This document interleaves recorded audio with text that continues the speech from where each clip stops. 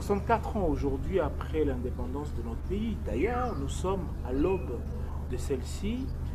Nous allons essayer d'échanger aujourd'hui, je dis nous allons échanger aujourd'hui avec des analystes, des acteurs politiques, des partisans de regroupements politiques. Heureusement aujourd'hui, ce sont des jeunes qui pensent l'avenir de ces pays 64 ans après l'indépendance. Nous allons, sans pour autant oublier la situation socio-économique de cette nation-là aujourd'hui, la République démocratique du Congo. Aujourd'hui, ça devient une habitude que tout le monde dise que c'est un pays béni, riche, scandale géologique, mais avec une population pauvre. Nous allons, sans oublier, faire un clin d'œil sur la situation sécuritaire de notre pays à l'est de ces derniers, bien sûr, pour aussi clôturer par les questions d'actualité politique aujourd'hui. Donc, nous avons notre province, ici où se tourne même cette émission, vous qui nous suivrez partout ailleurs dans le monde entier, comme en République démocratique du Congo, nous sommes à Lubumbashi. Pour cela, nous avons essayé de joindre les intelligences des élites de notre ville et de la République tout entière. Nous avons à ma gauche, à votre droite bien sûr, M. Eric Alumuna, qui est un acteur politique. Il est membre d'une structure qui est désormais de l'opposition, SAM, c'est comme ça que ça s'appelle, qui est chapeauté par le docteur Denis Mukwege, le prix Nobel de la paix, ces médecins qu'on juge aujourd'hui des soigneurs de femmes. C'est lui qui connaît mieux d'ailleurs la situation de l'Est de notre pays. À ma droite, donc à votre gauche, nous avons, moi j'aime bien l'appeler Excellence, puisqu'il en mérite, M. Blaise Moussenge. C'est un acteur politique, un jeune, aussi cadre dans une entreprise de la place et aussi porte-parole. Donc la bouche autorisée de l'actuel gouverneur de la province du Haut-Katanga, l'élégantissimo comme on l'appelle, Jacques Kiaboula Katoué. Toujours à ma droite, à votre gauche. Encore, nous avons un analyste politique, son intelligence va au-delà de frontières, comme j'ai l'habitude de le dire, M. Gloire Kawaya, qui ensemble avec eux, nous allons traiter tous ces dossiers précités ici avec plus de neutralité et d'équité, surtout plus de patriotisme. Bonjour monsieur Blaise Moussenge. Bonjour monsieur Aristote. Bonjour monsieur Gloire Kawaya. Monsieur Eric Alumuna.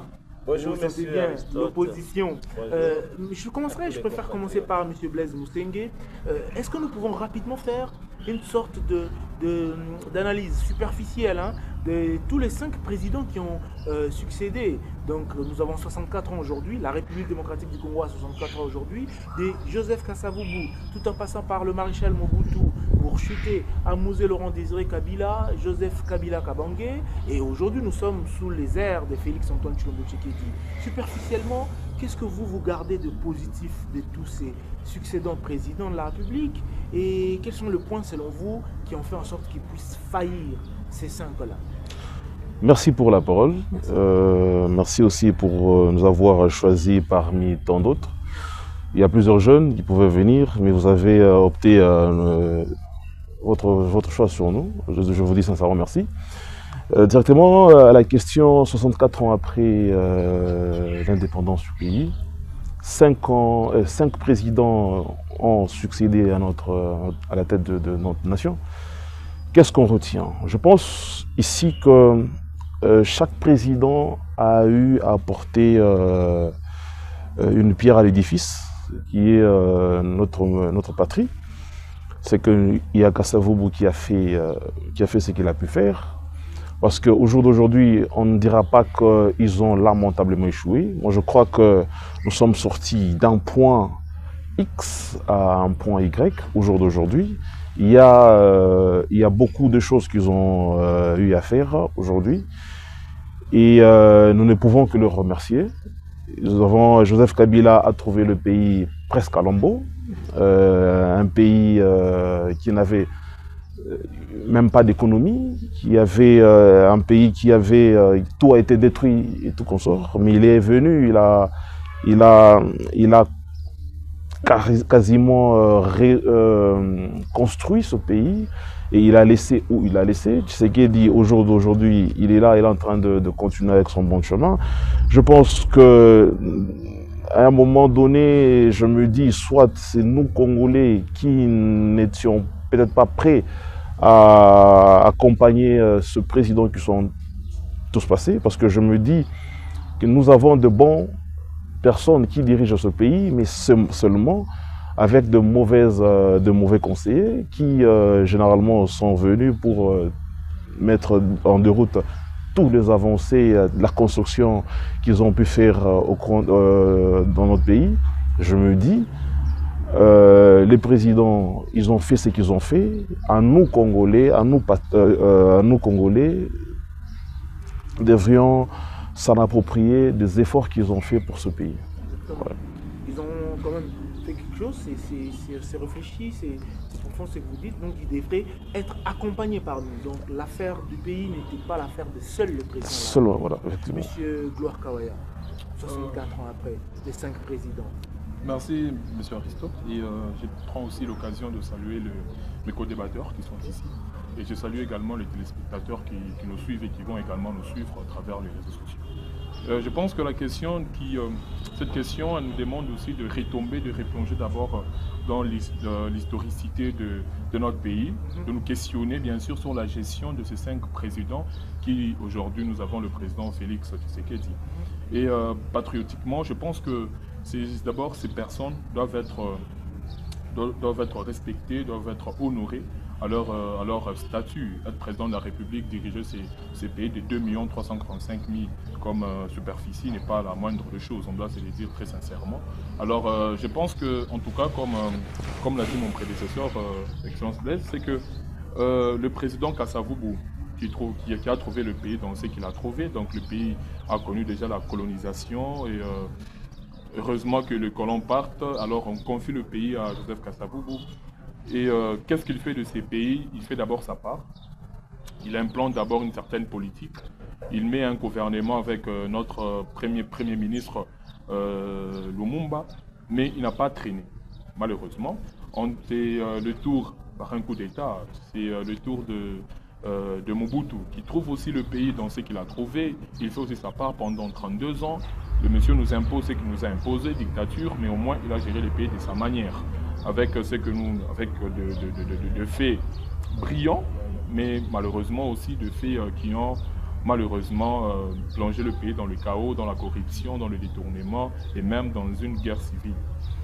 Il fait aussi sa part. C'est le tour aussi de Laurent Désiré Kabila qui entre aussi qui chasse le président Joseph Mobutu, il les chasse, Désiré Mobutu, et lui aussi entre avec sa politique, mais fort malheureusement il n'a pas traîné parce qu'il était l'ennemi de certains pays régionaux.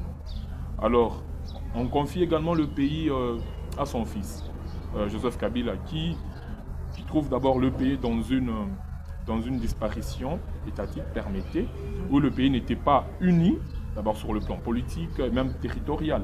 Mais le président Kabila accepte de gérer le pays, il donne la constitution au pays, il donne des institutions claires et nettes, il donne une politique de vie, une politique nationale, et il fait aussi sa part, et il quitte le pouvoir, et aujourd'hui on a le président Tshisekedi.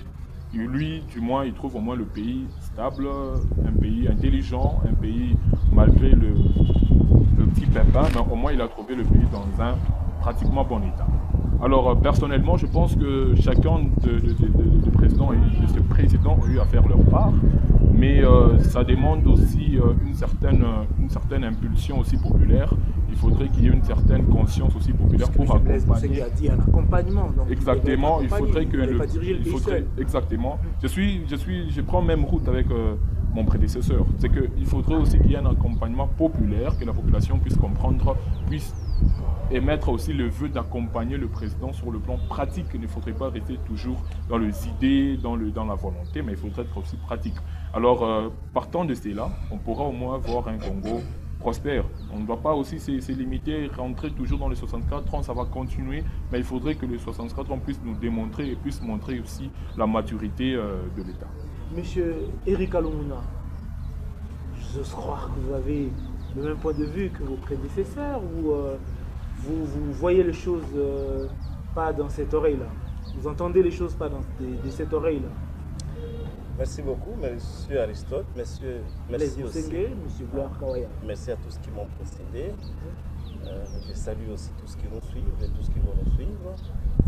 64 ans après le 30 juin 1960. En tout cas, nous ne pouvons pas nous réjouir. Rien n'est à se réjouir. Et je vais même dire que nous ne sommes ni indépendants ni libres, 64 ans après. Ni indépendants ni libres. Oui, oui. Je sais bien que beaucoup de Congolais, beaucoup de mes compatriotes n'aiment pas réfléchir. Disons, ils n'aiment pas la vérité. Ils aiment... pas réfléchir, c'est fort, mais ils disent qu'ils n'aiment pas la vérité. Expliquez-vous. Je vais m'expliquer, je vais un peu lentement, doucement. Les Congolais aiment qu'on puisse les flatter. Les Congolais, ils ne veulent pas s'assumer. Et très souvent, ils mettent la responsabilité sur l'autre au lieu de se remettre d'abord lui-même en cause. J'ai aimé la position de M. Blaise qui a parlé du Congo comme un scandale géographique. Ce n'est pas faux, c'est bien vrai. Mais quand on regarde la vie du Congolais, 64 ans après l'accession de son pays à l'indépendance, en tout cas, il y a contraste. Et c'est pourquoi, déjà dès l'entrée des Jeux, j'ai dit qu'il n'y avait rien à se réjouir 64 ans après.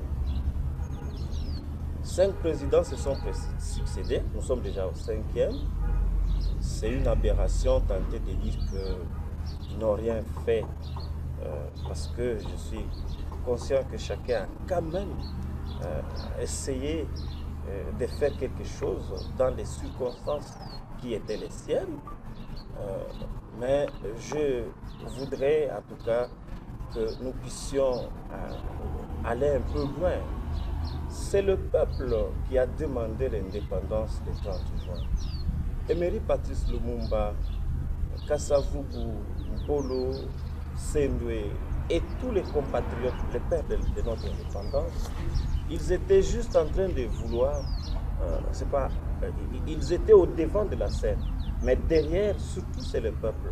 Si vous vous rappelez, pour la petite histoire, comme mon frère l'a dit, déjà le 4 janvier 1959, il y a le martyr de l'indépendance. Beaucoup de Congolais sont morts parce qu'ils ne voulaient plus de la présence du Belge. Ils voulaient qu'eux-mêmes puissent contrôler et même jouir, contrôler leur pays et jouir des bienfaits, de la bonté de leur pays. Ce qui n'est pas le cas aujourd'hui. Pourquoi nous sommes jusque-là pauvres pendant que nous avons un pays riche? Eh bien, ce qui nous manque, c'est le leadership. Oui, c'est la classe politique qui nous dirige, ou les classes politiques qui nous dirigent, qui ne sont pas vraiment à la hauteur des attentes de la population. Parce que si je dois répartir les responsabilités, je donne beaucoup de responsabilités au Congolais lui-même qu'aux Belges. C'est vrai, les Belges est aussi impliqué dans ce qui nous arrive aujourd'hui, mais je pense qu'il est peut-être impliqué à 25%. Je vais vous rappeler que quelques jours juste après l'indépendance, un militaire belge, pas le moindre, d'ailleurs un chef dans l'armée, va dire que avant l'indépendance égale après l'indépendance. Cette phrase, c'est une phrase remplie de beaucoup de sens. C'est-à-dire que les Belges en soi, et si on peut généraliser, tous les Occidentaux ne veulent pas et peut-être ne voudront même pas de notre indépendance. Et ça, nous devons nous le dire, nous devons en être conscients, nous Congolais. La liberté, le progrès et tout ce dont nous avons besoin, on ne va pas nous l'amener ou nous les amener sur un plateau. Dire voilà, vous êtes libre, faites ce que vous voulez. Déjà que le monde entier envie notre pays, nous devons alors nous-mêmes prendre conscience et nous mettre au devant de la scène pour les libérer de tout ce qu'il envie. Mais maintenant, le mal est que j'ai comme l'impression que la Belgique est aujourd'hui en train de dire, bon, enfin, ils ne vont pas m'accuser parce qu'il y a 64 ans depuis que je ne gère pas le Congo, mais ils ne vont pas de l'avant. C'est que nos dirigeants sont très souvent au service des Occidentaux. Ils sont instrumentalisés. Je vous ai dit que nous ne sommes ni libres, nous ne sommes ni indépendants. Sur le plan économique, nous sommes indépendants. Il n'y a pas de débat à faire là-dessus. Sur le plan politique, nous sommes dépendants sur le plan politique, nous sommes dépendants sur le plan économique, sur le plan religieux, peut-être même culturel, sur tous les plans. Et alors, cette indépendance, c'est apparemment une indépendance de face ou de façade, et nous sommes en train d'être de nouveau colonisés par l'impérialisme ou le néocolonialisme. Et malheureusement, le peuple congolais, je ne sais pas qu'est-ce qu'il attend. Parce que quand je m'inspire par exemple de la réflexion du docteur Denis Mukwege, il dit, écoutez, si le peuple se lève et dit non à quelque chose, la communauté internationale va respecter votre volonté. C'est-à-dire, je voudrais que le peuple congolais puisse militer pour sa liberté, militer pour son indépendance. Écoutez, nous avons 34 ans d'indépendance. Merci beaucoup, je vais m'arrêter par là peut-être. 34 ans d'indépendance, mais 30 ans, qu'est-ce que je dis? 64 ans d'indépendance, mais 30 ans de guerre à l'est de notre pays. Quel est le pays au monde qui peut se développer pendant que nous sommes en guerre? Et alors cette guerre, d'où vient-elle? Beaucoup de présidents l'ont laissé. Déjà à partir du 3e, c'est-à-dire Laurent Désiré Mobutu, il l'a laissé. Joseph Kabila a laissé cette guerre. Je suis en train de voir que même Félix va la laisser. Et alors, ce n'est plus une question d'un individu ou d'une personne, c'est la question du peuple congolais qui doit s'assumer. Merci beaucoup. Merci, monsieur Eric Alomuna. Je vais un peu intervertir l'ordre de prise de parole. Pour ce deuxième point ici, la situation socio-économique de notre pays. 64 ans, vous êtes des intelligences, je suis flatté d'être entouré des éminents, des crèmes intellectuelles même de notre ville, pourquoi pas de notre pays. Monsieur Gloire Kawaya, économiquement, aujourd'hui le dollar est à 2900, nous sommes en train d'atteindre, je ne crois pas, les 30 pour $1. Les salaires des gens, quelle est votre analyse d'abord en tant que scientifique, en tant qu'intellectuel et aussi acteur politique sur la situation économique de notre pays et sur la situation sociale? Ben, monsieur Aristote, je pense que la question socio-économique, comme vous l'aviez tantôt appelé, c'est une question qui aujourd'hui perturbe beaucoup de cerveaux, perturbe beaucoup de réflexions et demande à ce qu'une sagesse, une crème intellectuelle puisse à ce moment-là s'intéresser à cette question. Nous avons beaucoup de professeurs en sciences économiques et tout ce qui va avec. Mais elle nous demande aussi une réflexion beaucoup plus lucide, afin que nous ne puissions pas jeter l'opprobre au président de la République, comme si l'économie dépendait de sa personne en tant que nation. Oui, c'est ça que je dis. Vous voyez, il ne faudrait pas que nous puissions jeter l'opprobre sur lui en tant que personne Tshisekedi, vous voyez. C'est une question de gouvernance, vous voyez, c'est une question de réflexion, c'est une question de factualité. C'est qu'aujourd'hui, avec tout ce qui se passe au monde, la guerre et tout ce qui va avec, plonge aussi le pays dans cette inflation, vous voyez, plonge aussi le pays dans cette situation socio-économique. Mais c'est qu'il faut faire en tant que gouvernant, en tant que gestionnaire du pays, il faudrait donner, il faudrait impulser. Aujourd'hui, l'économie, pour remonter, pour faire face à cette inflation, il faudrait diversifier l'économie. Aujourd'hui, les seuls secteurs qui est prépondérant sur le plan économique dans notre pays, c'est les secteurs miniers. Vous voyez, mais il faudrait diversifier cette économie. Il y a l'agriculture, il y a tout ce qui va avec. Vous voyez, premièrement, c'est la diversification de l'économie. Deuxièmement, je pense qu'il faudrait aussi qu'il y ait une production locale. Mais fort malheureusement, ce qui est produit ici et ce qui est pris ici est exploité ailleurs. Les produits, vous voyez tout ça. Mais ça plonge aussi le pays dans ces chaos-là économiques. Mais au niveau social, c'est que nous, la population, nous subissons cette gouvernance-là. Parce que la faute, elle est nécessairement partagée entre le gouvernant et leur gestion, leur façon de gouverner. Vous voyez, cette gouvernance-là et même le type de gouvernance. Voilà pourquoi monsieur Eric, c'est ça, je l'espère. Eric. Eri a parlé bien sûr du leadership, vous voyez. Et le leadership se réfère bien évidemment à la personne, vous voyez. Donc il y a d'abord un problème de gouvernance, il y a un problème aussi de comment il gère ces ressources économiques. Et partant de cela, c'est que nous, populations, nous sommes en train de voir. Et on ne va pas, je ne veux pas tomber dans ce que M. Eri a parlé ici de la population, révolution, tout ce qui va avec. Mais je pense que nous sommes là et nous sommes en train de nous poser la question, qu'est-ce qu'il faut faire ? Vous voyez, parce que nous avons déjà un gouvernement en place, nous avons les responsables en place, mais nous nous posons également la question de qu'est-ce qu'il faut faire pour remédier, parce que nous souffrons, vous l'avez tantôt souligné, déjà à $1 à $10 à 30 000, tout ce qui va avec. Donc ça nous inquiète parce que ceux qui sont à la Roachi, ceux qui sont à l'Est ne savent pas, en tout cas, réunir le deux bouts du doigt. Donc c'est déjà un problème. Et ça demande à ce qu'il y ait une nouvelle impulsion, une nouvelle bien sûr, gouvernance. Monsieur Blaise Mousengue, beaucoup seront tentés de condamner le régime que vous soutenez tant, le régime pour lequel peut-être vous êtes partisan. Je dois rappeler ici que vous êtes par moments représentant des autorités et provinciales et au niveau national. Quelle est votre lecture sur cette situation socio-économique actuelle de la RDC? Bien, merci. Il faut noter que nous avons une économie purement extravertie, c'est-à-dire que nous dépendons totalement de l'extérieur. Même s'il faut acheter des allumettes, c'est la Zambie qui nous fournit. La tomate également, les oignons, et donc tout ce qui va, on ne produit presque rien au Congo. C'est ça le grand problème. Nous avons des professeurs qui ont dirigé, qui sont des ministres. Nous avons toute la faculté de l'économie. Kabila a nommé des professeurs de l'économie. Tshisekedi l'a fait également. Mais pourquoi ça ne marche pas?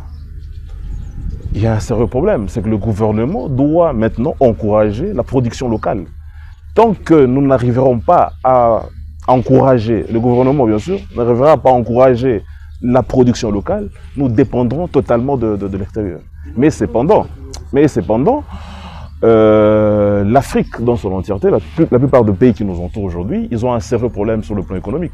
Et si ils ont ce genre de problème, c'est que nous, directement ou indirectement, nous tombons dans cette histoire-là parce que nous subissons aujourd'hui. Aujourd'hui, quand vous regardez la Zambie ou encore l'Afrique du Sud, la Kenya et consorts, ils ont un sérieux problème sur le plan économique et de consorts. Et directement, nous avons un impact direct dans notre pays. Alors je pense que le mieux serait, parce qu'ici on est en train de parler sur quels sont les voies et moyens, parce que nous ne serons toujours pas là en train de condamner XY, parce que nous devons en soi proposer. Voilà pourquoi mon ami Rhys, certes on est opposant, mais il faut arriver à proposer, parce que ce pays nous revient à tous. Ne revient pas seulement à ceux qui sont à la majorité ou à ceux qui sont à l'opposition. Non, nous sommes d'abord Congolais avant d'être XY. Donc, le mieux serait, quand vous prenez parole, le mieux est de proposer. Parce que nous voulons que ce pays aille de l'avant. 64 ans après, nous voulons parler du développement. Nous voulons laisser à nos enfants quelque chose de plus consistant et XY. Alors, je pense que le mieux est que le gouvernement doit faire à ce que nous ne puissions plus dépendre de l'extérieur et que la production locale doit être encouragée par tous les moyens. C'est très profond, c'est que vos deux débatteurs viennent d'évoquer la production locale pour que notre économie arrête d'être extravertie. Nous avons presque une économie main tendue à l'extérieur, c'est ce que vient d'évoquer M. Blaise Mousengue et aussi M. Gloire Kawaya. On fait cette lecture-là. Est-ce que c'est la même chose, M. Eri, pour vous? Bien. Merci beaucoup à nouveau pour cette question. Merci en tout cas à ce que je viens d'entendre de mes frères qui m'ont précédé par rapport à la prise de parole. Vous savez, quelques heures seulement après la proclamation de l'indépendance, d'ailleurs dans le discours de Lumumba, il était conscient. Et il a dit, il a appelé, moi j'ai cette séquence, où il appelle les Congolais de ce temps-là de se mettre sérieusement au travail pour rendre notre économie florissante et indépendante. Parce que, disons-nous la vérité, celui qui n'a pas d'argent n'est pas indépendant. Ceux qui ont un bon côté, tu auras la même. Tu ne peux pas organiser les élections. Qu'est-ce que tu peux faire de toi-même si tu n'as pas d'argent? Tu seras obligé de vouloir chercher de l'aide à gauche et à droite. Et donc, après avoir obtenu ce qu'on a appelé l'indépendance politique, ou ce que nous pouvons appeler l'indépendance politique, il était ou il est impérieux de se mettre sérieusement au travail. Il s'agit des gouvernants et des gouvernés. Nous devons nous mettre sérieusement au travail pour que nous puissions dépendre de personnes ou alors de nulle part, que nous puissions dépendre de nous-mêmes. Et maintenant, beaucoup de présidents se sont succédés, beaucoup de gouvernements, beaucoup de législatures, mais le problème persiste. Mon frère d'en face dit, on a même nommé des professeurs d'université qui n'ont pas résolu le problème. Le plus récent, Vital Kamerhe. D'accord, mais il était ministre de l'économie. C'est vrai, son bilan est négatif là. Mais maintenant, moi je pense que, je vous ai déjà dit, que l'ennemi de notre pays, c'est les Occidentaux. Parce que nous sommes, en 1960, nous sommes à 10 millions d'habitants. Et le PIB du Congo, à ce moment-là, était rival ou allait de pair avec le PIB du Canada, avec la Corée du Sud et beaucoup d'autres pays, même l'Afrique du Sud. La Chine était inférieure économiquement à la RDC ou au Congo en 1960. Mais 64 ans après, vous voyez où est la Chine aujourd'hui et où est le Congo. C'est déplorable. Ceux qui venaient se faire soigner à Lubumbashi, bon, ça c'est sur le plan peut-être social ou sur le plan sanitaire. Aujourd'hui, ceux qui venaient étudier ici ne viennent plus. Bon, l'économie. On était premier producteur de l'huile de palme en 1960, sur le plan économique. On produisait du coton, on produisait beaucoup de choses. Mais aujourd'hui, je ne sais pas ce que nous produisons. Même les cure-dents, il faut les importer. Pendant que nous avons, une très très grande forêt. Mais maintenant, j'ai dit que les responsabilités sont partagées. Je suis content parce que la Belgique a, pendant un moment, reconnu et a demandé, il a présenté ses excuses dans ce qui nous arrive aujourd'hui. Mais nous ne devons pas nous arrêter là-bas. Ils doivent réparer. Les Belges, ils doivent réparer parce qu'ils nous ont tué, notre Premier ministre, et à tort. Tout simplement parce qu'ils ne voulaient plus d'eux. Ce n'est pas une erreur, ce n'est pas une faute. 64 ans après, monsieur. Et maintenant, nous aussi, nous sommes responsables. Parce que ce n'est pas les Belges qui viennent nous demander de détourner avec les lampadaires, des trucs de forage. Ce ne sont pas les Belges qui viennent surfacturer tout ce que nous sommes en train d'apprendre. Quelle est votre solution par rapport à cette situation socio-économique actuelle? Voilà. La solution, c'est que, comme le frère l'a dit, nous devons d'abord diversifier notre économie. Mais aussi, un élément très important, c'est que nous devons faire de sorte que les politiciens, parce qu'il y a juste des trafics d'influence, il y a des politiciens qui sont des affairistes. C'est-à-dire que si on cultive ici, chez nous, matrake yake ya bunga, oyo kitaka na Zambie, oyo kitaka na Afrique du Sud, ekoya lisusu awate. Baretro commission balia katango bakendaka koluka bunga. Politiser tout. Non, écoutez, je vous sens venir. Allez-y. C'est ce que nous sommes en train de vivre. Ça fait que l'homme politique congolais est affairiste. Et quand il est au pouvoir, au lieu de servir son peuple, d'aimer son peuple, d'aimer ses compatriotes, il préfère mettre d'abord en avant son ego. Comment quelqu'un peut être, par exemple, lui-même, président de l'Assemblée nationale ou président du Sénat, sans que vous sortez du contexte. Non, pendant que vous sortez du contexte, monsieur. Écoutez, je vous dis... Allez y arriver, nous allons y arriver. L'actualité politique, on va en parler. Apparemment, Yozobanga, beaucoup de choses. Non, mais moi, je vous dis que vous sortez du contexte. Le politicien congolais doit être au service de la nation. Il doit mettre ses égos à côté et il ne doit pas être dans les affaires. Parce que s'il est dans les affaires, nous allons commencer à les confondre. Batrak nae kobanda kokota wa ya pamba. Tango tokotinda yeke akende ko négocier makambo ya masangu en Afrique du Sud, il va se faire des rétrocommissions, il va se faire des trucs bizarres et il ne voudra pas que le pays puisse se doter d'une économie indépendante. Il voudra, les politiciens, il voudra que cette situation continue pour que lui aussi puisse continuer à se faire une bonne santé. Vous voulez dire que certaines situations économiques et sociales que nous vivons actuellement, ça plaît à certains politiciens. Mais oui, mais ils sont en train de se faire des villas. Même quand on détourne ici au Congo, on a même cet argent où on se fait des paradis fiscaux. Tant que moi, comme Mobutu Alobaki, ceux qui ont bimé Simbongo na Chaba, ok Kotonga na Loja, ou bien ok Kotonga na Équateur, bon, tu n'as pas détourné, tu n'as pas volé, bon, tu as juste déplacé. Tu vois. Mais maintenant, aujourd'hui, on va zo ibalelo. Abimé Simbongo awa, Ah, voilà, en français. Quand il prend de l'argent ici, il va avec ça au Qatar. Il va avec ça en Inde. Il va avec ça en Afrique du Sud. Et là, il va faire quoi? Il va investir. Il va faire des villas là-bas. Ça devient comme un cimetière ou alors comme dans une mine où on vient seulement creuser, puiser et partir. Seulement, au vu aussi des Congolais et de la classe politique. Ces attitudes-là détruisent l'économie, les tissus économiques du pays. Mais écoutez, mais c'est ce qui est beaucoup plus à la base de la destruction. Tout le village Gécamine. Gécamine est comme une île. S'il vous plaît, vous proposez quoi? C'est quoi votre remise pour que cette situation socio-économique du pays actuellement puisse changer tel que vos co-débatteurs vous proposez? M. Blaise Moussinga a parlé de la production locale. La première des choses, Nalobi, je le répète, les hommes politiques congolais doivent cesser d'être des affairistes. Mandela Azalakanaï affairiste. En tout cas, aujourd'hui, j'ai peut-être l'esprit quinoa dans le lingala. Parlons en français pour permettre à tous. Mandela n'est pas affairiste. Un homme d'État n'est pas dans les affaires. Il est au service de la nation.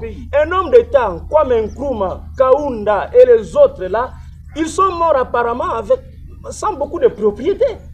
Mais aujourd'hui, quand tu es ministre, député, président, tout ça, le premier jour que tu es nommé, ta vie change. Tu vois. C'est ça. Donc, la solution pour nous la devons être du pays. patriotes et des vrais patriotes, aimer notre pays. C'est ça votre solution. C'est ça notre solution. Pour la situation socio-économique du pays. Oui, oui. Donc moi, je suis président dans ce pays. Je constate que mes collaborateurs là sont en train de faire des affaires.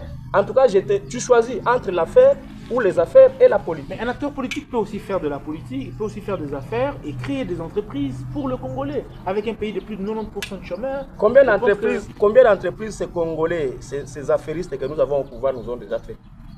Citez-les-moi. Combien vous connaissez? Parce qu'apparemment, vous vous évertuez à ne pas comprendre ce que je vous dis. Combien d'entreprises nous avons ici au Congo créées par ces gens? Ils ont plutôt des maisons en Afrique du Sud. Nous allons parler de la situation sécuritaire. Ça, c'est à tous ces millions de personnes au travers les images ici qui va faire le tour du monde, à juger, c'est ce qui est le propos de tout un chacun. L'Est de la République démocratique du Congo. Je vous donne 5 minutes. Je commence par vous et puis nous allons reprendre avec M. Blaise Moussinga. C'est M. Gloire Kawaya qui va chuter pour ces points. La situation sécuritaire de la République démocratique du Congo. Vous l'avez dit, il y a quelqu'un parmi vous, ici les élites, il y a quelqu'un qui a dit que ça a pris presque la moitié de l'âge de la République démocratique du Congo aujourd'hui depuis son accession à l'indépendance. C'est quoi votre analyse et votre piste de solution? J'ai aimé la phrase de M. Blaise Moussinga, il a dit, au-delà d'être acteurs politiques, nous sommes des élites. Vous êtes la crème intellectuelle de la République, pourquoi pas de la ville. Alors, il faudra aussi poser des solutions. Vous savez, parmi les éléments qui font la jalousie, qu'on puisse nous jalouser par les autres occidentaux, voisins et autres, ce sont nos richesses et peut-être l'immensité ou la grandeur de notre pays. Et je vous signale que dans certains laboratoires politiques, en Occident par exemple, la carte politique de notre pays n'est plus comme nous la connaissons. Dans certains laboratoires. Là, vous parlez de l'occulte, vous ne parlez pas de l'officiel. On a déjà partitionné notre pays, c'est-à-dire la balkanisation. Okay. Ça, c'est un problème que beaucoup de présidents, parmi les 5 ici, ont déjà rencontré. Ils ont fait face à ces problèmes. Peut-être même Kassavou, déjà le départ. Parce que 10 jours seulement après l'accession de notre pays à l'indépendance, c'est la sécession katangaise. Tchombe dit et après quelques jours après, bon, donc au mois d'août, c'est la sécession sud-kassaïenne. Après c'est Mobutu, après lui c'est Kabila, Laurent Désiré, et après. Mais tout ce président-là, quand vous regardez dans les fonds, il y a une main noire ou une main derrière beaucoup de gens qui veut à ce que notre pays soit divisé, balkanisé, partitionné. Et tous ces présidents, les 5, ils ont fait, c'est pourquoi je dis, chacun dans les circonstances qui sont les siennes, a essayé au moins à faire le mieux. Et aujourd'hui, nous avons quand même un Congo, c'est vrai, sans Bunagana, sans Rutshuru, Masisi, tout ça. Nous espérons que ça va revenir. Quand vous dites sans Bunagana, vous estimez déjà que c'est parti? Bon, ça fait déjà 2 ans. En tout cas, nous souhaitons que Bunagana puisse nous être retourné le plus tôt possible. C'est sous occupation. C'est sous occupation Je suis en train de parler de la balkanisation, une menace réelle qui pèse tout le temps sur notre pays. Et cette guerre a commencé, je pense, autour des années 1994. Ok? Bon, 94, 97, surtout avec après le génocide du Rwanda, Laurent Désiré. Ça a impacté. Comment c'est arrivé? C'est qu'à un moment, les Occidentaux étant fatigués de Mobutu, et même peut-être le peuple congolais aussi, ils ont utilisé quelqu'un qui pouvait les chasser.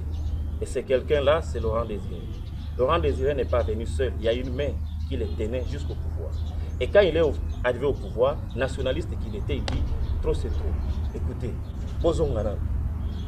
Donc il crache dans ou sur la main qu'il a amené au pouvoir.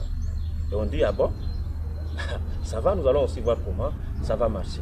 Et depuis là, jusqu'à aujourd'hui, l'Est est dans les trous. Donc c'est une question d'intérêt national. Nous devons tout faire, nous, Congolais, d'ici et d'ailleurs, pour que nous puissions prendre au sérieux cette menace. Ce n'est pas une affaire simple du président de la République, comme il l'a dit. D'ailleurs, ici, je félicite le peuple ou les populations de l'Est de notre pays, parce que si le Congo est encore à l'état que nous l'avons aujourd'hui, c'est aussi parce que le peuple qui habite la partie Est ne veut pas de la balkanisation. Donc, ici, peut-être à Lubumbashi, on ne connaît pas qui sont ou qui est rwandais.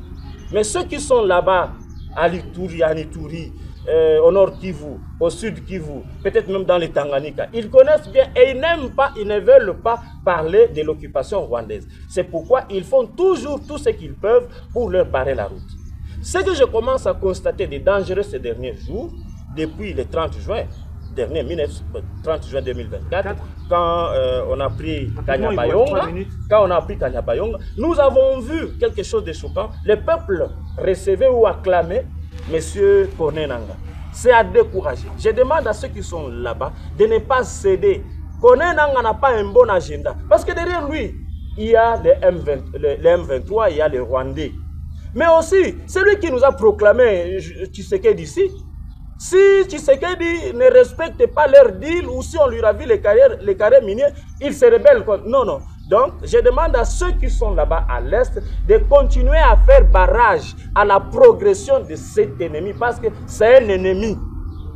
Et alors, qu'est-ce que nous pouvons faire, nous aussi qui ne sommes pas là-bas, c'est que nous devons être solidaires avec eux, mais aussi changer nos attitudes. Comment on peut comprendre qu'un pays qui est en guerre, il y en a qui se targuent, qui se donnent le courage de voler des millions.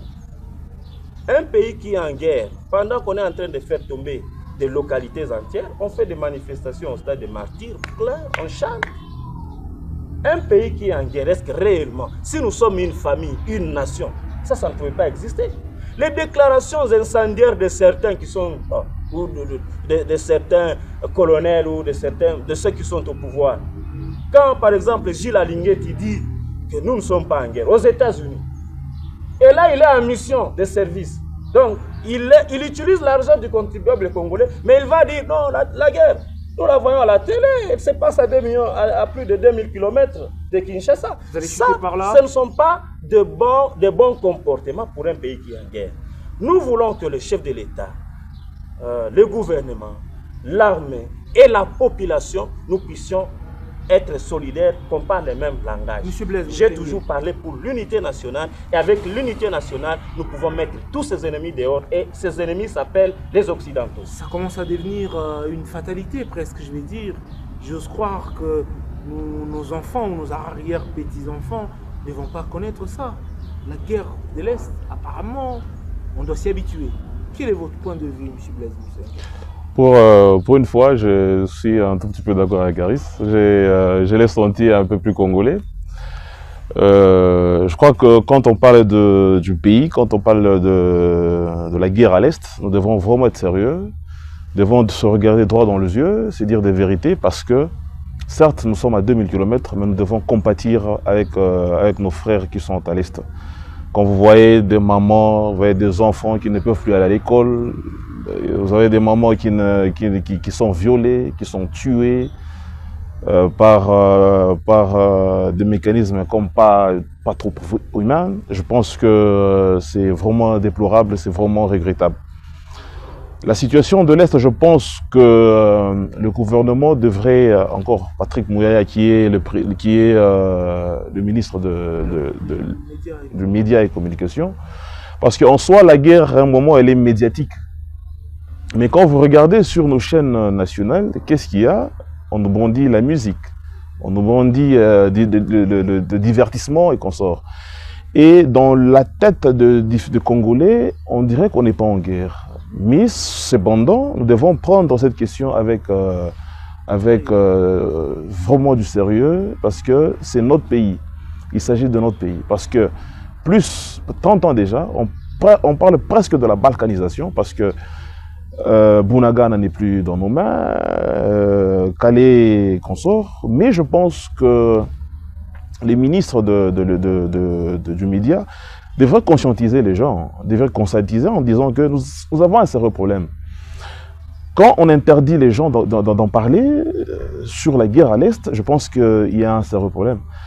Et vous verrez que le Rwandais, qu'est-ce qu'ils ont fait? Ils ont recruté plus de 400-500 personnes qui sont sur le Twitter et en train de relayer des fausses informations. Et qu'est-ce que nous disons? Qu'est-ce que nous faisons? Qu'est-ce que le ministre fait? Absolument rien. On ne propose pas. Je crois que nous devons aider le chef de l'État, puisque c'est de notre pays qu'il s'agit, de chercher de vrais médiateurs aujourd'hui. Je vais encourager également le président de la République par rapport aux efforts qu'il est en train de consentir aujourd'hui. Il y a eu des recrutements des jeunes dans l'armée massivement pour aller défendre notre nation, notre pays. Cela ne devrait pas seulement s'arrêter là. La population dans son entièreté devrait beaucoup plus encourager le chef de l'État à être derrière lui. Parce que quand vous regardez dans les réseaux sociaux et tout comme ça, vous verrez que le Congolais est en train de booster Nanga, de booster les 1,23 et comme ça. À un moment, on se dit, soit on est Congolais, soit on n'est pas Congolais. Il n'y a qu'au Congo que le jeune ou le Congolais trahit le pays. Finalement, où est-ce que nous sommes? Quand vous allez juste à côté ici en Zambie, vous voyez que les Zambiens aiment leur pays. Quand il y a un étranger qui se foule sur le sol zambien, ils vont alerter le service de sécurité. Nous avons vu des étrangers quelque part. Est-ce que vous pouvez venir leur demander comme ça? Mais nous, ce n'est pas le cas. Nous, on acclame les autres. Mais finalement, on est où? Je pense qu'il est important d'être sérieux, d'être serein, de s'unir et de parler d'abord un seul langage. Si nous arrivons à parler un seul langage, c'est que c'est déjà un bon départ pour cette nation. Parce que nous n'accepterons pas que les gens meurent, tombent à chaque jour, à chaque fois, non. Et que, je pense aussi au sein de l'armée, on doit réformer l'armée. Nous devons réformer l'armée. Parce que nous avons des jeunes. Nous avons plus de 85 ou 80% de jeunes. Je pense que l'armée doit contenir la plupart des jeunes. Il y a beaucoup de choses qu'on devrait parler, mais nous sommes sur le plateau. Je pense qu'on devrait beaucoup plus, pas parler trop de stratégie, mais tout ce que nous demandons, c'est que le Congolais et dont le chef de l'État à mettre fin à cette atrocité. Merci. Moi, je pense que je ne vais pas quand même rebondir ou encore remâcher le formule de Jérémia dans l'endroit du président, à l'endroit de la population de l'Est. Mais plutôt, je dois frontalement proposer des solutions concrètes, fiables, qui peuvent permettre à ce que le pays puisse retrouver d'abord sa territorialité dans son ensemble, parce que nous sommes un territoire national. Et lorsque nous parlons de Massissi, Rutshuru et tout ce qui va avec, écoutez que les rebelles ou encore le parti de Nanga a déjà récupéré une partie, donc nous ne sommes pas totalement un État. Mais je ne veux pas m'écarter dans ça. Je pense que personnellement, je voudrais à ce que le gouvernement puisse à un moment donné intensifier cette agression, puisse à un moment donné intensifier la conscience congolaise, afin que nous puissions comprendre l'état dans lequel nous nous retrouvons. L'État, le gouvernement doit également revoir la solde des militaires, le salaire des militaires, afin qu'ils soient motivés, beaucoup plus motivés. Un ventre affamé n'a point d'oreille. Il faudrait revoir aussi la logistique. Et même, je proposerais même qu'il y ait la construction du mur. Là, je retombe dans une proposition. Un mur, carrément, exactement. Je suis dans une proposition du candidat président Mouzito, qui a parlé du mur, et je pense qu'il a donné au moins tout le détail sur cette construction. Cela va permettre à ce que ce n'est pas d'ailleurs un secret des banques, permettez, ça s'est vu même avec les États-Unis, avec l'Allemagne et tout. Cela va permettre à ce qu'il y ait une sécurité d'abord totale, une sécurité fiable aussi, dans le sens de permettre aussi qu'il y ait la répartition et qu'il y ait même cette connaissance exacte de Congolais et de Rwandais. Cette frontière va permettre à ce que, bien sûr, la frontière du mur, parce que nous connaissons avec l'Allemagne, avec le mur de Berlin et avec les États-Unis, tout ce qui va avec. Donc, partant de cela, ça va permettre au moins d'abord qu'il y ait une sécurité avec la population. Et troisièmement, je proposerais qu'il y ait même la retraite de militaires. Permettez que je le dise comme ça. Certains généraux, même les généraux, je ne sais pas, caporaux, tout ce qui va. Parce qu'il y a ceux qui au-delà sont âgés déjà. Vous voyez, 70, 60, plutôt 70, 80. Rejoignez M. Blaise Mousseng. Exactement, voilà. Il y a une sorte de génération. Exactement. Moi, je jeunes. suis beaucoup plus dans cette innovation. Jean-Jacques Rousseau disait que l'homme n'a pas été seulement créé pour méditer, mais aussi pour agir. Okay. On ne doit pas se limiter à formuler de jérémiades ici, à des lamentations, mais on doit également proposer. C'est ça la factualité, c'est ça même l'accompagnement avec l'action gouvernementale. Nous sommes tirés par le temps, fort malheureusement. Nous allons conclure cette émission, cet espace. Je l'ai aimé et il n'a pas été trop des bagarres, trop de guerres, d'opposition. On a parlé République démocratique du Congo, on a joint nos intelligences pour savoir quelles sont les pistes de solutions. Nous osons croire que nous avons aidé d'une manière ou d'une autre les autorités, la classe dirigeante. Nous concluons cette émission avec ces derniers points, ce sera l'hiver. Nous rentrons en province, le Haut-Katanga et la ville de Lubumbashi en particulier. Gouvernement Kiaboula 1 du deuxième quinquennat. Quel est votre point de vue? D'abord 20 membres constituants, après 10 membres. Félicitations aux heureux promus. Et aussi quelques mesures qu'il y a eu, les motards ne savent plus entrer au centre-ville. Voilà, donc on préconise même qu'il y ait une taxe spéciale pour le motard ou un badge spécial pour le motard afin d'y accéder au centre-ville. D'autre part, la population pleure pour dire que les petites courses qui prenaient 5 minutes, désormais aujourd'hui il faut le faire à pied si on n'est pas véhiculé comme M. Blaise Mousseng, donc ça va prendre beaucoup de minutes. Quelle est vos pistes de solution? Quel est votre point de vue sur ça? Et nous allons conclure l'émission par là. Nous commençons avec M. Eric Kalomuna. Nous sommes à la fin presque. On fait déjà signe par là. Merci beaucoup. Bien que nous soyons à la fin, je vais vous demander de m'accorder quelques minutes pour aussi émettre très rapidement quelques pistes de solutions par rapport à ce qui a déjà été dit. Je m'inspire très rapidement de la proposition du projet de société du docteur Denis Mukwege par rapport à la fin de la guerre à l'Est. Nous sommes conscients que une main ou une aide étrangère ne peut pas nous aider à sécuriser notre parcelle ou notre pays. Ainsi, réformer tout notre système de défense est un impératif si nous voulons avoir un Congo en paix et un Congo sécurisé.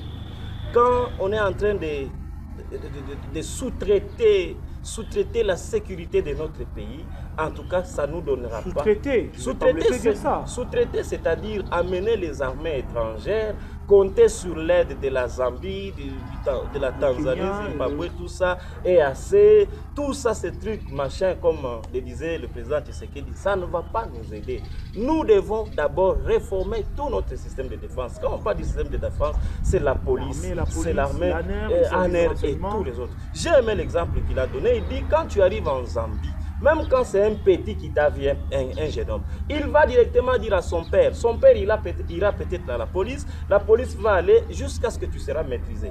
Mais aussi au Congo, on t'arrête simplement quand tu cites le nom de Tshisekedi. Tu vois, quand tu cites le nom de Tshisekedi, tu as tous les services de sécurité derrière toi. Mais quand tu as quelque chose de louche, non, on peut te laisser. Il faut seulement voir même ceux qui font les patrouilles pendant la nuit. Si tu leur donnes 20 000 francs, tu peux passer même avec une grenade parce qu'ils ne vont plus te fouiller. Tu vois, les patriotismes. Donc, je veux à ce que le président de la République, sur les efforts qu'il est en train de faire, qu'il puisse nous réformer tous les systèmes de sécurité. Et il sait ce que ça signifie. Vous réduisez vos minutes pour les derniers points du divers. Même si je parlais pas, ça c'est très important. Je suis aussi de l'Est, je souhaite à ce que cette guerre, ça coûte des vies à beaucoup de Congolais. Pénible, oui. Et aussi, il a parlé de la communication, puis de l'image.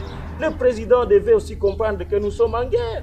Tout ce qu'il fait là, est-ce que vraiment ça ressemble à un président? Tout ce qu'il fait là, les gestuels là, ça veut dire quoi? Il tourne partout au monde. Est-ce que Zelensky a déjà fait ça? Ça ne se fait pas. Ça, c'est dire une chose et son contre. C'est-à-dire qu'on aimait le contraire de ce qu'on est en train de dire. Et par conséquent, en communication, on annule. Et enfin, l'opinion. Je suis content parce que l'opinion est en train de jouer et il est conscient parce qu'il l'a dit dans cette affaire. Vous savez que l'opinion peut faire changer des donnes. Quand tu observes par exemple la position de Sarkozy par rapport à l'est de notre pays, à la situation de notre pays, et la position de Macron, ce sont deux positions différentes. Je parle de l'opinion des Occidentaux. C'est-à-dire quoi? Quand nous sommes en train de dénoncer jour et nuit, le peuple congolais se lève et que les voix soient en train, comme celle de Mukwege, celle de Katumbi, celle de Tshisekedi, ces voix congolaises sont en train de dire on nous agresse, on nous agresse. Le peuple occidental ou les peuples occidentaux, les Belges, les Français, les Américains, vont enfin comprendre que leurs dirigeants sont des criminels. Et quand ton peuple se rend compte que toi, par exemple, Joe Biden, tu es en train de soutenir les M23 au Congo, on va dire nous ne sommes pas d'accord avec toi parce que tu es en train de tuer l'humanité à l'Est. Et du coup, cette opinion internationale peut jouer en faveur du Congo. C'est pourquoi Mouyaya et tous les autres devaient en tout cas ressembler aux gens qui sont en guerre. Merci. Vous parlez de la politique locale ou de la politique provinciale. 2 minutes. Merci beaucoup. Vous avez épuisé Nous avons vu Kiaboula et Kiaboula et Kazembe aller à Kinshasa. Merci. Le gouverneur Kiaboula, c'est ça son nom, aller à Kinshasa pour un atelier avec Jacquemain Chabani, qui est ministre de l'Intérieur. L'autorité nationale a tenu à il est passé beaucoup de gouverneurs, il leur a donné des lignes à suivre, des lignes de conduite pour ce mandat. C'est lui le pas plus de 10 membres dans le gouvernement. Quand ils sont rentrés, celui du Haut-Katanga et celui de Kinshasa, Daniel Bumba, ils ont fait le contraire de ce que leur autorité directe leur a dit. Moi, je ne pense pas que le gouverneur Kiaboula, c'est un enfant politique. Il a déjà pris de l'âge. Il a une expérience politique. Qu'est-ce qu'il a fait? Tellement qu'il a une pression derrière lui, des recommandations. Tout le monde veut, on lui dit, il faut ça là. Rappelle-toi seulement, tout simplement, comment sa candidature a fait couler beaucoup d'encre et de salive ici à Lubumbashi. Quand Kabouya a dit que c'est lui, Kabouya a dit que c'était lui le candidat de l'Union sacrée, il y a beaucoup, même ceux de l'IDPS qui n'étaient pas d'accord avec sa candidature, mais on l'a imposé. Il y a même quelqu'un là à Kinshasa qui était prêt à cracher sur ses frères, à cracher sur des Congolais, que vous êtes des immigrés chez vous. Vous voyez? Et tout ça, Kaboula a compris. L'État me fait défaut, mais il y a beaucoup de choses à dire. Pour les derniers divers, vous avez dit, vous avez vu le gouvernement provincial, le gouvernement Kiaboula 1 dans ce deuxième quinquennat. Voilà, le motard qui se plaigne et tout et tout. Quel est votre point de vue? Nous allons nous séparer par là. Nous sommes vraiment à la fin. Bon, peut-être je vais aller plus vite, mais il faut dire que Tshisekedi, ce n'est pas quelqu'un qui aime la guerre, il faut le dire. S'il a fait tout ce qu'il est en train de faire, voyager XY, c'est chercher comment pacifier l'Est du pays. Il ne le fait pas pour le faire, non. Il ne le fait pas pour le faire. Il le fait pour le bien du pays. Il le fait pour le bien du pays. Il faut savoir que tout ce monde-là, tous les occidentaux sont derrière le Rwanda. Mais cependant, le mieux était, parce que nous comptions sur la diplomatie. Mais cependant que la diplomatie est en train de tituber, nous avons une ferme conviction que cette diplomatie va aboutir. Et pour chuter le gouvernement 1 deuxième quinquennat, 10 membres, nous ne pouvons que leur donner leur féliciter d'abord dans l'entrée de jeu. Mes sincères félicitations à ceux qui ont été promus comme ministres. Et il y a beaucoup à faire. Le Haut-Katanga, ce n'est pas seulement Lubumbashi. Le Haut-Katanga, c'est les 6 territoires, les 3 villes. Et voilà, donc les travaux vont être d'ici peu déjà très lancés. Déjà qu'il y a beaucoup de choses, de chantiers lancés. Nous avons un Mitoaba déjà lancé, nous avons un Poeto également, à Kipushi également, nous avons Sakania, ils ont lancé de travaux. Donc bref, la province du Haut-Katanga n'est pas Lubumbashi. Donc que la population haut-katangaise ne voit pas seulement Lubumbashi, mais ayant aussi le souci de voir que nos territoires se développent. Je l'ai toujours dit, je le dirai toujours, le Congo ce n'est pas Kinshasa, le Congo n'est pas Lubumbashi, le Congo c'est l'ensemble de plus de 145 territoires doivent se retrouver. Et la province, c'est les 6 territoires doivent se retrouver. Donc je pense que le développement devrait d'abord commencer dans nos territoires et enfin pour chuter en province, bien que Lubumbashi soit le chef-lieu. Mais je pense qu'il est très important, que... Ici, il faut signaler aux téléspectateurs, à toutes ces personnes qui vont voir que le gouverneur Jacques Yaboula Katoué, pour le premier quinquennat, a été publicité meilleur gouverneur en termes de gestion sur toutes les 26 provinces. Nous pensons qu'il va faire mieux pour ce deuxième quinquennat. C'est ce que nous souhaitons parce que c'est pas seulement parce que le Congo n'est pas pour l'opposition ou la majorité. Le Congo, c'est pour même ces générations futures qui vont venir après nous. Monsieur Gloire Kawaya, nous allons finir par là. Vous avez le privilège de clore cette émission. Oui. Merci, pratiquement, je suis libre d'esprit. Parce qu'on ne devrait pas garder une analyse liée aux partis politiques. Je l'ai toujours fustigé. On doit garder une analyse lucide, factuelle et surtout patriotique. Alors j'aimerais un peu tout bonnement là remâcher sur ce que venait de dire mon prédécesseur sur la production et tout ce qui va avec, parce qu'il a dit dès l'entame de sa jeunesse de mots. C'est pratiquement, au moins la RDC, malgré qu'elle ne produit pas tout, mais j'ai vu dernièrement qu'avec le ministre Palou, il a produit, est allé inaugurer une industrie de coton, vous voyez. C'est un fait, donc pratiquement... Encourageux, vous voyez. Et deuxièmement aussi, je parle de la dépendance parce que je dois le dire très sincèrement et frontalement qu'aucun pays ne s'est développé lui-même. Il y a toujours des relations qu'on appelle les relations internationales, les relations économiques. Donc il ne faudrait pas que nous sommes en train de parler, même si vous appelez Jésus, nous sommes en train de parler. Donc partant de ça, vous devez quand même me donner un petit respect. Alors je disais qu'aucun pays ne s'est développé lui-même. Donc il faut toujours des relations, le Congo avec le Rwanda, le Congo avec la Zambie et tout ce qui va avec. Je suis aussi avec l'histoire de voyage du président de la République. Je ne suis pas son porte-parole, encore moins de son camp politique. Je suis libre. Et je le dis librement. C'est que vous voyez même avec, il y a la guerre Russie-Ukraine, mais le président Poutine était Corée du Nord, son dernier voyage en Chine, tout ça, il faut aussi de voyage. Très rarement. Nous sommes en train de parler, Quelqu'un qui va se baigner dans une piscine. Nous sommes en train de parler. Je suis avec la gouvernance du gouverneur Kiaboula. C'est que, exactement, le premier, il a fait ce qu'il devrait faire, et le deuxième que nous sommes en train de voir, c'est qu'il y a une nomination de plus de 10 ministres, 10 commissaires. C'est que, constitutionnellement, la Constitution reconnaît 10 ministres. Mais c'est qu'aujourd'hui, il y a beaucoup de facteurs, vous voyez. Moi, je pense que le ministre de l'Intérieur devait tenir compte, parce que même la Constitution doit nécessairement répondre aux attentes de la population. C'est qu'aujourd'hui, avec le nouveau gouvernement, c'est qu'un ministre gère combien de secteurs? Un ministre peut gérer 4, vous trouvez ça normal? Non, voilà pourquoi, par son truchement, c'est ce que je dis, c'est la scientificité. La Constitution doit répondre aux besoins. Ce ne sont pas les anges qui ont élaboré cette Constitution, ce sont les hommes. Donc partant de cela, la Constitution doit tenir compte de la factualité. Parce qu'aujourd'hui, il y a certains ministres, M. Aristote, permettez, j'avais la parole, vous pouvez leur calmer. Allons-y, M. Eric Aloumou. Voilà, je dis, pour qu'il ne soit pas contrôlé.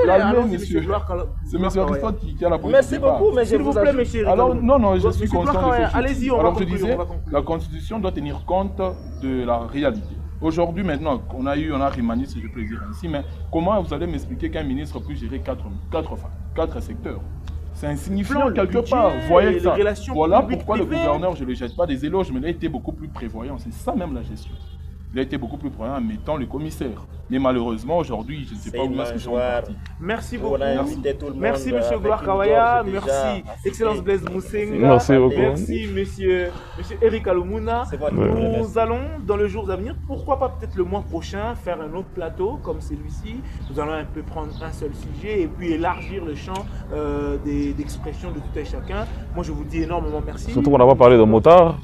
Voilà, bon, prochainement, il n'y a pas de problème. Peut-être cette loi-là, on doit savoir. Pourquoi est-ce que Madame Joyce Tunda, le maire intérim, a décidé que le motard n'entre plus au centre-ville? Ça n'a pas commencé avec elle, ça a commencé fait souffrir avec... quand même nos concitoyens. Des avec petits maman. trajets. Mais vous voyez que la ville est presque aérée maintenant. Il n'y a plus assez d'embouteillage. Donc, nous appuyons. Même le gouvernement provincial appuie cette histoire-là. Parce que à Kinshasa, vous savez, même à Kinshasa, le motard n'entre pas à Gombe. Donc, il y a des mesures vraiment restreintes. Joyce Tunda, Mwewa. merci beaucoup. Quand elle est venue avec cette mesure, on ne l'a pas appuyée. La technique dit qu'on doit arrêter. Ok. Nous allons en parler peut-être le mois prochain ou peut-être d'ici la fin de ce mois, selon la disponibilité de tout un chacun. Merci à Excellence Blaise Moussengue, merci à l'intelligence Gloire Kawaya. Monsieur Eric Alumuna, merci à vous. On se revoit Je remercie. prochainement. Merci beaucoup. Je remercie. Nous allons le saluer là.